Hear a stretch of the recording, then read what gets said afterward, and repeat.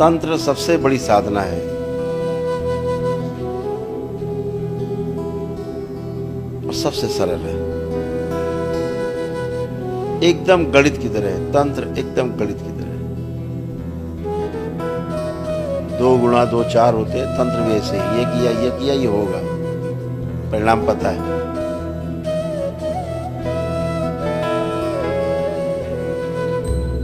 तंत्र एक ऐसी व्यवस्था है, पता है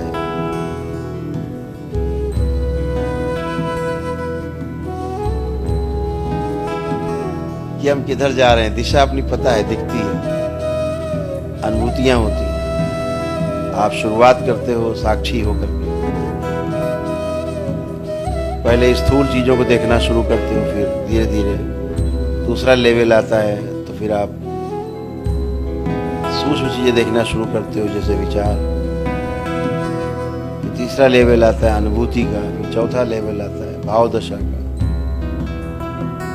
एक बात हमेशा ध्यान रखें,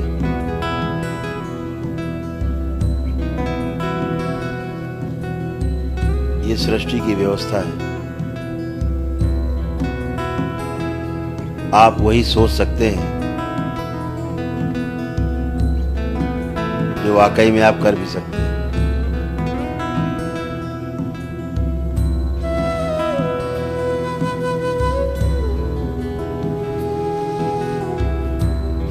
जो आप कर नहीं सकते उसे आप सोच भी नहीं सकते। यही व्यवस्था है प्रकृति की, सृष्टि की।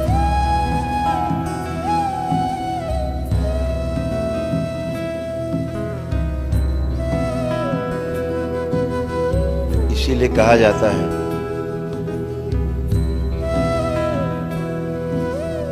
कि इस पूरे अस्तित्व में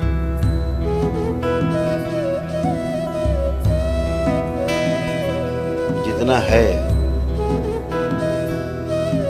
उसके बारे में हम सोच भी नहीं पाते, और जितना सोच पाते हैं, तमाम चीजों को सोच पाते हैं, उतने को देख नहीं पाते। और उतने में जितने को देख पाते हैं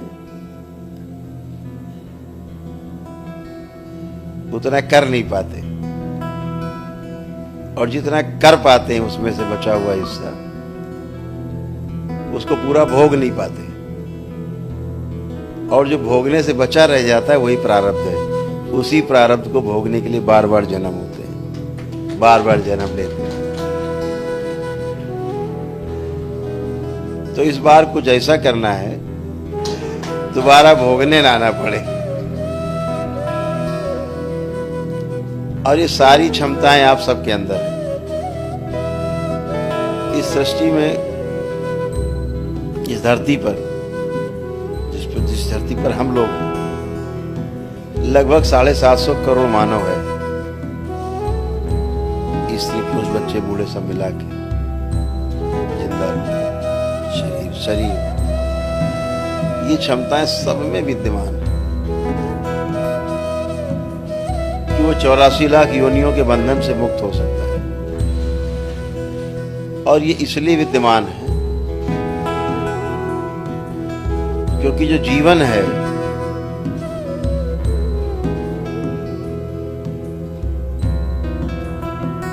सबका एक समान है। बच्चा हो, बूढ़ा हो, बुजुर्ग हो, महिला हो, पुरुष हो, कोई फर्क नहीं पड़ता। इसका कोई फर्क नहीं पड़ता।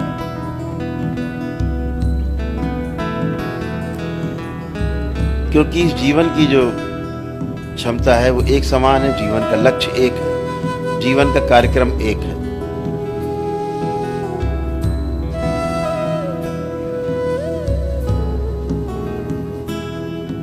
तो जीवन का गोल एक होने के कारण जब हम जीवन के आधार पर एक दूसरे को देखते हैं तो हम सब एक दूसरे को बराबरी से देखते हैं, न छोटा न बड़ा, न अमीर न गरीब,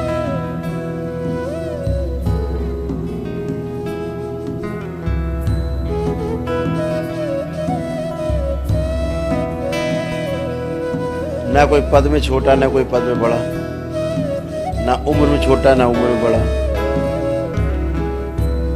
ना धन से छोटा बड़ा, ना बल से छोटा बड़ा, ना बुद्धि से छोटा बड़ा।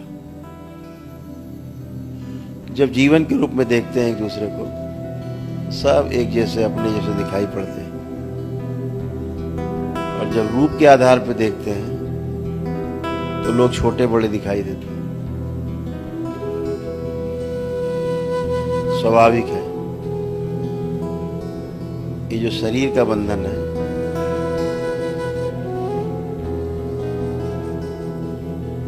बहुत ही सुंदर बंधन है। अगर समझदारी से प्रयोग करें इस बंधन का तो मुक्ति,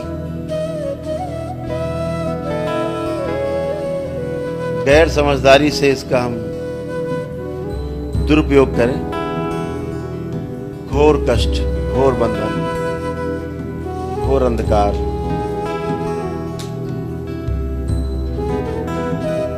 एक अवसर आपने पाया है अपने पितरों की मुक्ति के बाद, खास तौर से कि आप परम पूजनीय बाबा जी के चरणों में बैठकर मां के संरक्षण में रहते हुए और इन 84 लाख योनियों के बंधन से मुक्ति पा सकते हैं। ये अवसर आपने पाया है, इसका सदुपयोग करना है हर हाल में। आप श्री राधा रमण शिष्य संप्रदाय के बाबा के लाडले सदस्य हैं। बाबा की कृपा, माँ का दुलार आप सबको प्राप्त है। दुनिया की कोई ताकत आपको हिला नहीं सकती, डिगा नहीं सकती, कुछ बिगाड़ नहीं सकती आपका, बशर्ते हम भी इसी प्रकार बने रहें कि हमें भी किसी का नुकसान नहीं करना। तो इन सब का सदुपयोग करना है, हृदय से आभार व्यक्त करना है उन सभी महान शक्तियों का, उन सभी महागुरुओं का जो कभी शरीर में रहे हैं और आज भी बड़ी आशा के साथ आप सबको देख रहे हैं। आप सब में ध्यान रखना, प्रत्येक व्यक्ति में पूर्ण गुरु होने की संभावनाएं व्याप्त है, सभी में।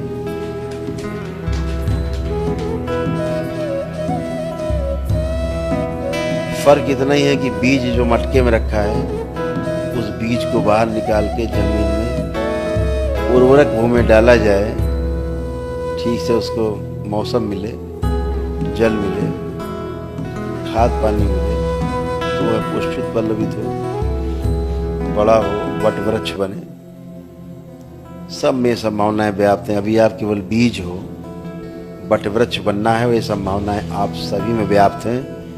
मन छोटा नहीं करना, अपने आप को बाबा के भक्त के रूप से आप शिष्य में कन्वर्ट हुए हैं, और बाबा का शिष्य इस धरती में सबसे मजबूत व्यक्ति है, ये हमेशा ध्यान रखें। कल्पना करो और सब चीजें सामने। धैर्य आवश्यक है और विश्वास अडिग रहे आपका। कुछ भी असंभव नहीं है, सब संभव है।